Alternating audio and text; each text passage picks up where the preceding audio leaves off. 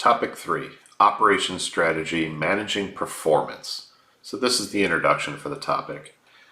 And we're not talking about just the basic team building. This is not how you're going to perhaps get a small group together and accomplish a temporary task.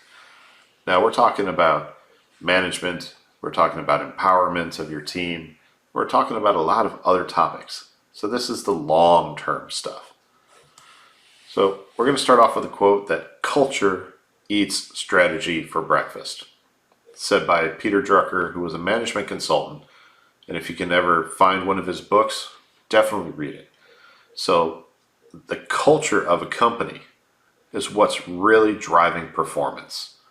Yes, the company can have the best strategy in the world, but the culture is what's going to make a difference.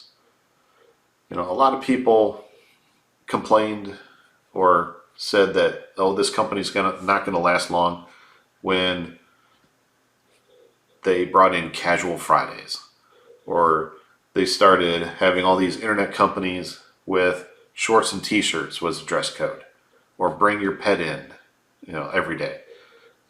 But that's a culture.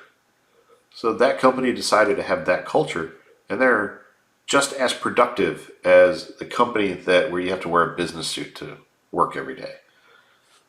It's just a different culture that people are used to. And depending on what your job is, what your background is, and what your personal experience in life is, you might fit in one or the other easier than others. So we have another quote here. We know how to invest in technology and machinery, but we're at a loss when it comes to investing in people. So this guy's being honest. Yes, you can spend money and buy the latest technology and the best machinery, but how do you invest in your people? It's not just an issue you can replace a piece of equipment or buy new software.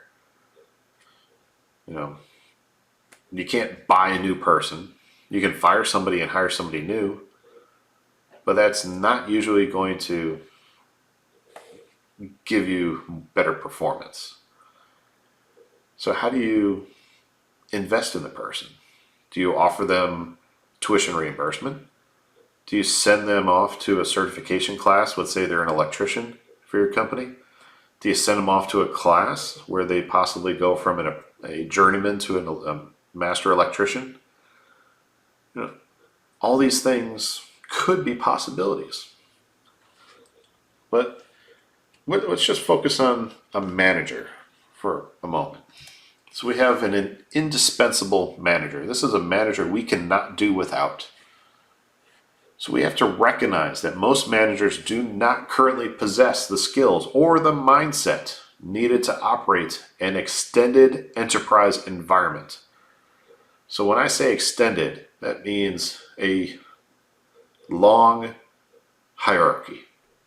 For example, if you're the CEO of a company and you were to set an organizational chart by actually putting people's names in, it would not be wise, but it is done, to have a lot of layers of management, because things are going to get lost in all those layers. There might be a better way to streamline the management. You're going to have people that probably should be promoted, but you're going to have their managers, or maybe their manager's manager maybe doesn't like the person and somehow interrupts that individual's career. That's not ideal. But we also have another dilemma: the person in the middle.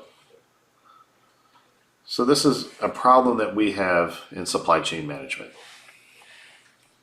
So we have a logistics planner, a financial analyst, a quality control manager, commodities managers, process engineers, research and development managers, account managers, production managers.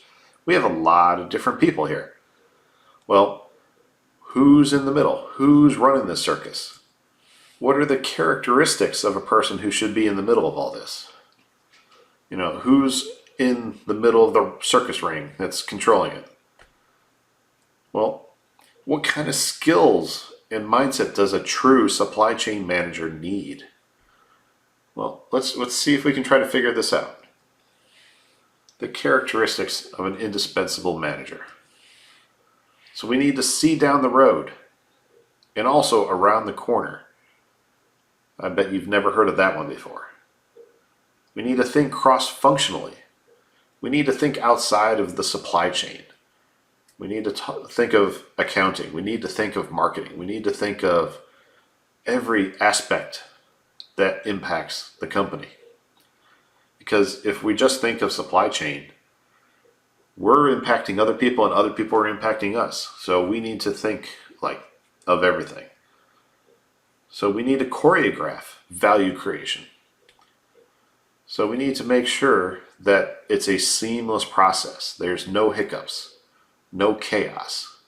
Think of the maestro or the conductor of an orchestra. He's in charge or she's in charge of that. They're waving their arms around, they're pointing at people and doing all sorts of things. And there's a beautiful music coming from that. Well, that's supply chain. An indispensable manager can do that. And they need to be able to coach.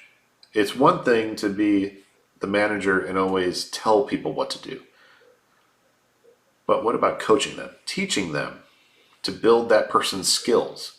Because if you teach them, you don't have to teach them again. They can do it on their own. And maybe you can keep teaching that person more and more advanced skills. And maybe now you've taught your replacement so that way you can get promoted if you're that indispensable manager. So when you move up, that person can move into your spot because maybe what's holding back a promotion for you is there's no one to fill your shoes. Have you ever thought of that? And then finally, what about catalyzing or championing change, encouraging change, leading change? There's always a way to do something better. When was the last time you looked at your processes and figured out if there's a way to do it better?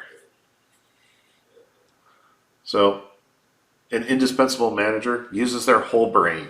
They're not left-brained or right-brained. They use both sides. So they use both sides for their thinking, decision-making, and problem solving. So they're able to tap into both sides. So the left side, they're logical. They see things as a sequence. They're rational. They're analytical. They're objective. And they look at the parts of the whole. And then on the right side, they can come up with some random solutions that maybe no one has ever thought of. They're holistic. They're looking at the whole system at once. Because maybe there's something over there all the way at the other end that is impacting what's going on right in front of them. They're intuitive. They can take a look at a problem and figure it out. No one needs to teach them. They can synthesize and come up with an answer. They can develop an answer. They can develop a solution. They're subjective. They don't need concrete information. They could say, okay, well, yes, that's half of it, but some of those people, have you ever came across those people? Maybe you're one of them. They don't come out and say yes or no. That would be objective. But they're like, maybe. They're somewhere in the middle. And the right side, they're looking at the holes in it. They're looking at everything.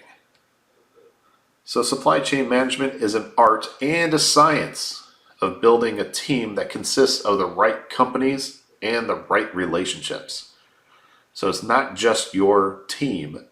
You're also involving your suppliers and your customers into your team. And you got to maintain those relationships so they stay in the best way they can. So that was a quick introduction, and we needed to talk about the manager. because we're going to talk about how the manager impacts all the other areas. So let's continue to dive into topic 3 in the next video.